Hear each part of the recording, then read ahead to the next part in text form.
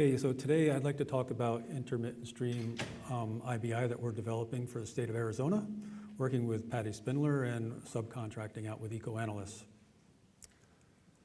As we all know, intermittent streams differ functionally and ecologically than perennial streams, and as a consequence, we've decided that intermittent streams probably deserve their own IBI.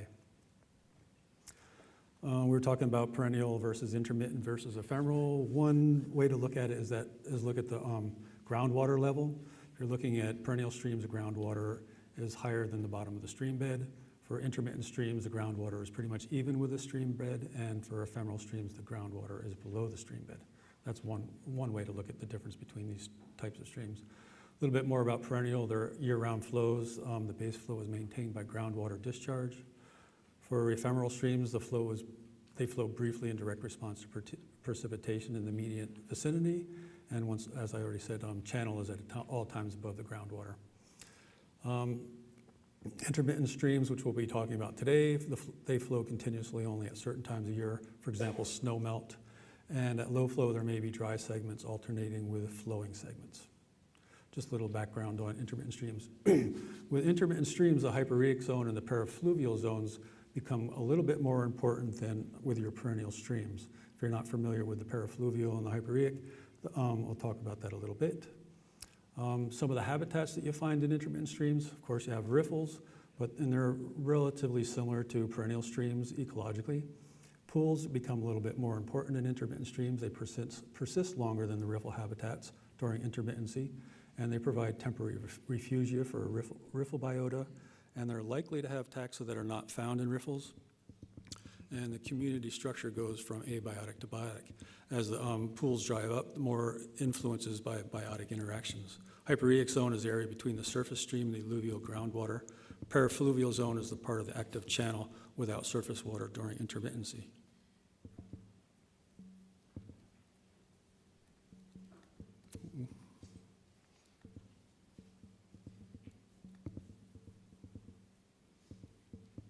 Page doesn't want to go down.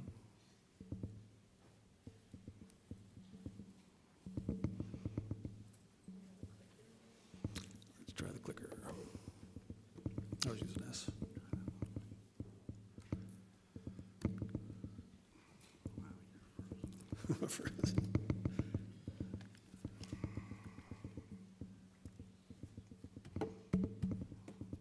There we go. Sorry about that. Some of the things that Bogan et al. Has been finding about intermittent streams in Arizona is that they have significantly lower richness despite the connectivity to upstream species-rich perennials reaches. And the bugs in intermittent streams are not a subset of perennial taxa, but a suite of taxa with adaptations to intermittency. And there's often unique and locally rare taxa, and seasonal variability in the duration of intermittency becomes very important. So what are the macroinvertebrate traits that you're likely to see in intermittent stream bugs? Body armor is one, short-lived taxa, respiration adaptations such as aerial breathers, they're desiccation resistant, non-seasonal development, they have a high crawling rate, strong dispersal abilities, and some of them then could be burrowers. Not all of these are for each taxa, but this is what you generally find in intermittent streams. For example, in Arizona intermittent versus perennial streams, semi-volcanism is a long-lived taxa that have generations longer than 1 year. Intermittent streams, we found that 4% of the taxa were long-lived taxa, whereas perennial streams, it was about 19% of the taxa were long-lived. So volcanism becomes important as well. As far as functional feeding groups, are there shifts from perennial to intermittent streams?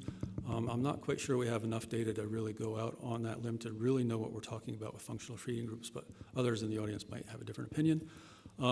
Especially for intermittent streams, functional feeding groups, how do they react to stressors? We're not quite sure. And one thing though, in intermittent streams, going from high flow to low flow, increase in predators, decrease in collector filters and shredders, at least for some streams in Arizona. As you may be aware, more than 95% of the streams in Arizona are intermittent or ephemeral, and there's been, as we've all worked with perennial streams, disproportionate focus on perennial stream IBIs. So we feel that bioassessment tools are very much needed for intermittent streams. Patty did a little bit of work on 61 intermittent streams and using the perennial stream IBIs, found that 92% were classified as either in violation or inconclusive. Basically, it was decrease in taxa richness and increase in HBI scores. Were these really impaired streams? Most likely it was just using the perennial stream IBI and not modifying it. So what we did for the first year, we did what we call round 2, and the second year, this most recent year was round 2. First year was round 1. So round 1, we did exploratory analysis of all the existing data sets, and we tried to determine if perennial index could be adjusted to assess intermittent streams, then identify the best metrics for intermittent streams. Round 2, we focused on one ecoregion only and on multi-habitat samples only, and we developed a tool to differentiate reference from stress samples that were sediment stressed only. So this is only an IBI for sediment stress. So beginning when we had all kinds of data and we were thought we could do a lot of really cool metrics. We had 136 intermittent stream samples, 79 were from cold water, 57 from warm water, and we did condition categories based on sedimentation stress. A little bit of breakdown on the ecoregion sites. We had 4 different ecoregions: the mountain, the plateau, the southern basin and range, and the southern desert ecoregions. Some samples were from riffles and some from multi-habitat, and we focused mostly on Arizona, New Mexico mountain ecoregion. Some of the statistical methods we used, NMS, Mantel test, and multi-response permutation procedures, indicator taxa analysis, and we compared 12 of the perennial stream metrics. Here's the results from round 1. Oh, you can see this. I guess you can see this pretty good. The big grouping on your left would be the Arizona and the mountain ecoregion. You can see that kind of shook out a little bit different than all the other ecoregions. Riffles versus multi-habitat. You can see there's some overlap, as you would expect, because they're sampled sometimes in the same spot. But you can see there's also a difference between multi and riffle habitat sampling. Some of the environmental variables that were correlated with the bug's assemblages were the ecoregion, the condition, whether it was referenced or stressed, elevation was a factor, distance, straight line distance to the perennial stream, cold versus warm, 2 sediment metrics that we looked at, and what the source of the water source was, whether it's spring-fed snowmelt, et cetera. We didn't find any correlation with watershed size, but we believe that still could be important. We'll look at that in the future. Some of the indicator taxa we found, you're probably not going to be able to read these, but just to know is that a lot of these bugs were more likely to be found in different regions. Same for stream condition indicators. You found quite a few of the bugs that were more likely to be in the stressed conditions than the reference condition. Sedimentation indicators as well, percent embeddedness and percent fines. We could find a few of those taxas that were more likely to occur in those conditions. We compared the perennial stream metrics by ecoregion, riffle versus multi-habitat condition, and cold versus warm. We looked at all these different graphs and studied these thoroughly. One example here is for taxa richness. Desert ecoregion had more taxa. And we did this for all these different conditions. So eventually we proposed some metrics that we thought that would be very important for intermittent streams, and one of them would be short-lived taxa volcanism metric, distance to dispersal metric, do a little bit more focusing work on hypereic in the parafluvial zones, flow intermittency metric, and what we're thinking now is, again, it should be a continuous flow intermittency. And my 2 favorite metrics are non-native taxa and rare and uncommon taxa metrics. So a little bit of the importance about invasive taxa. I did a lot of work with invasive species.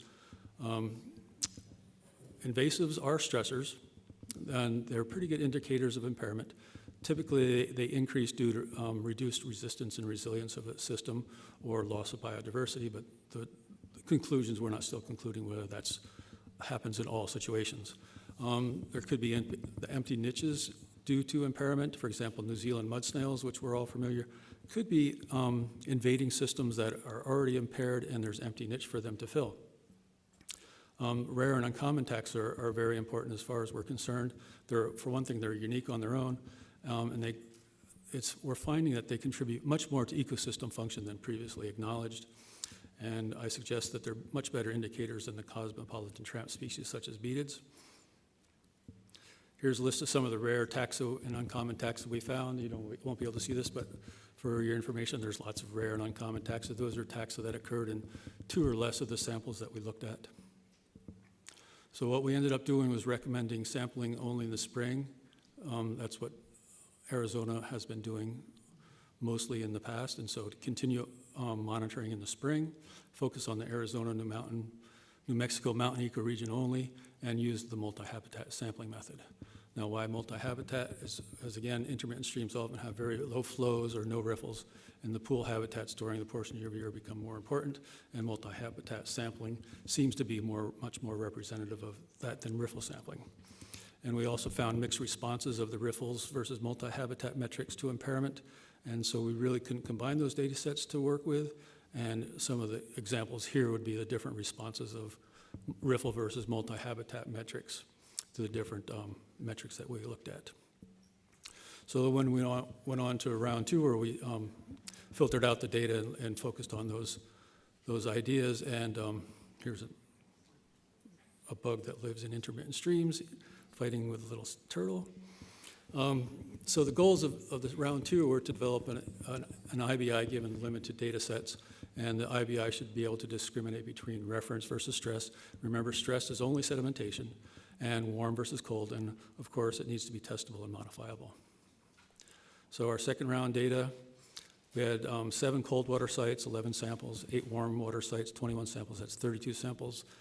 As a statistician, I think that's a real low N, and that's that's why our MIBI that we developed is very simplistic, and again, will only do the sampling in the spring. For those of you unfamiliar with the mountain ecoregion in Arizona, that would be the area highlighted in green in the upper right, and our samples are in the different locations. You can see there's samples up in the north and in the south. So for this round, our statistics, we did clustering and NMS and once again MRPP. A little bit of the clustering results. You can see here that they basically broke out into 2 groups, the north cold snowmelt streams and the south warm spring-fed streams, but the reference and the stress kind of grouped out together. As far as NMS is concerned, north versus south, there are obviously differences in the assemblages. Warm versus cold, there's obviously differences. Sources, whether they're spring-fed or snowmelt, there's obviously differences. Condition, there's differences, but it's not quite as clear-cut, and that's probably because of the effects of those other 3. Environmental variables and the assemblages, all 4 of these, north versus south, warm versus cold, water source and condition were significant. And so what this suggested to us is that all these are factors, including condition, and that we had a pretty good case to continue developing our IBI for intermittent streams. So we did a very simplistic IBI, and what we did, we looked at all of the 150 taxa that we had in our samples, transformed the abundances, and compared between reference and non-reference and stressed using mean and 90% confidence intervals.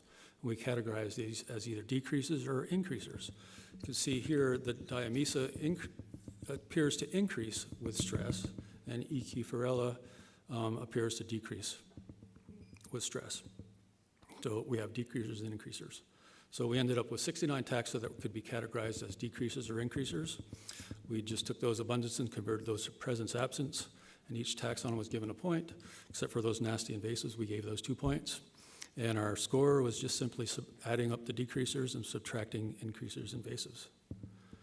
So as we expected, because this is all based on our data and it could be called circular reasoning, we got a very good graph at the end, but it turned out much better than we were anticipating. We said, oh my God, look at that. So here you go. So you can see there's quite a bit of difference in the scores between reference and stressed. And if you're looking at the percent fines, less than 45%, the scores are much higher than more than 45% fines. Here's an example of a hypothetical assemblage. You add up all the decreasers, equals 13, add up all the increasers, 7, you subtract 8, you get a score of 7, and it's considered probably stress stream. So in conclusion, the MIBI that we developed is very simple, simplistic, and it's easy to calculate, but it has good discriminatory ability, at least on the data set that we used to develop it. And this index is for the mountain ecoregion only and only for sediment stress. And it was a pilot test, and we need to expand to test for different ecoregions and stressors. And obviously, the big thing is to collect many more samples. And we also like to document the number of days per year with a flow to calibrate length and intermittency. And as I stated earlier, functional feeding groups, taxa richness, invasive taxa, and the rare and uncommon taxa are implicit in this MIBI. It's just based on the taxa presence, they're decreasing or increasing. I think we still have limited knowledge on functional feeding groups and intermittent streams in relation to stress, and we probably don't want to go that route until we have more information. And intermittent streams in Arizona are highly variable, and we probably need to develop separate indices for each ecoregion, and we do not recommend a statewide MIBI at this time.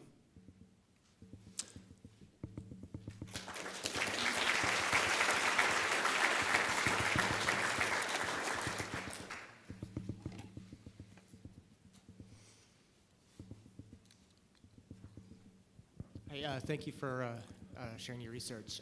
I was just interested in contrasting some of your findings with what we've seen in California, where we find that the differences between perennial and intermittent streams, while there are differences in the community structure, it doesn't really translate into huge differences in like our index scores or assessment scores, and we don't see that the community types are like, they do appear to be more like subsets of the perennial community structure. I'm wondering why you think it might be different in Arizona. Why they're basically a subset in California and not in Arizona? Based on what we've seen so far, it looks more like that situation than what you're describing.